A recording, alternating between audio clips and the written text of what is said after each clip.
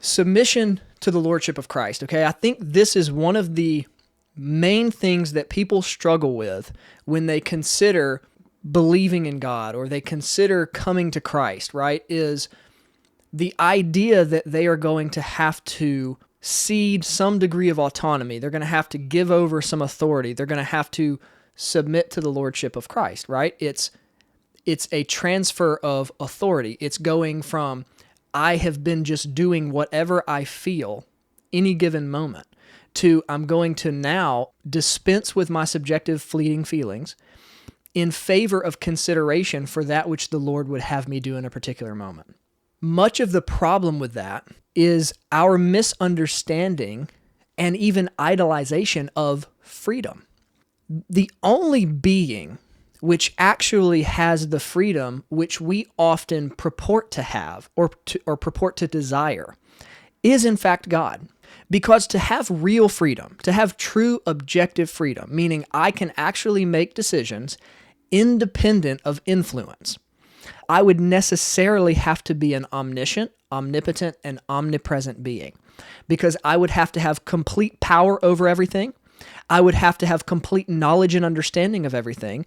And I would have to be able to experience all of it in all different potential forms at any given time in order to be completely objectively free. We know this isn't obviously our experience. We have things that influence us all the time that we aren't even aware of.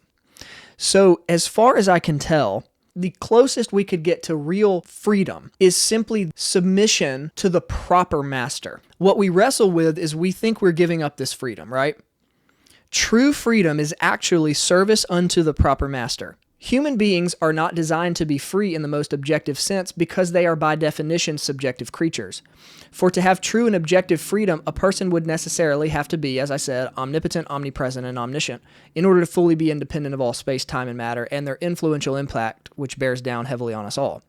So then the only freedom we do truly have is to, as the Bible says, choose who this day you will serve. So it is the case then for finite human beings that freedom exists only in the form of a proper ordering of ourselves unto the correct master.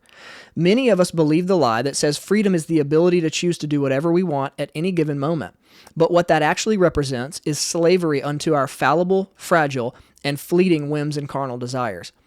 Upon traversing that path, we find out that what we believe to be freedom is actually the most oppressive of all slavery. Slavery to the worst possible master, our unregenerate and devastatingly insufficient selves, who apart from God are but children of Satan. To effectively play a game, you have to know the rules. If you were watching a NASCAR race and all of a sudden one of the racers drove into the infield right in the middle of the race and started doing donuts, you wouldn't declare that guy had suddenly experienced some divine degree of autonomy and freedom, and he has absolutely ascended and is no longer submitted to the hierarchy of order which before enslaved him. No, you would say this guy's an idiot. He's not actually participating any longer in the actual structured event. He's definitely not going to win, right? He's definitely not going to succeed at the goal, which is to win the race. You would think he was doing something out of order, and you would be correct because we have to have guidelines. We have to have rules. We have to have framing in order to describe how we are to act and operate in given situations.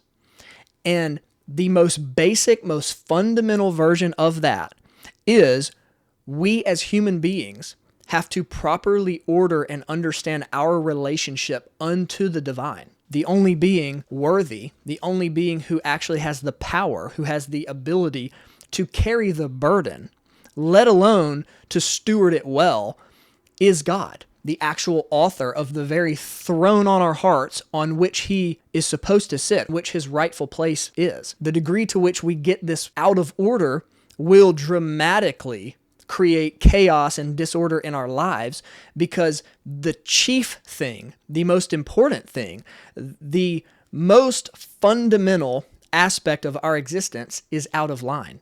Everything else is going to be out of line with it.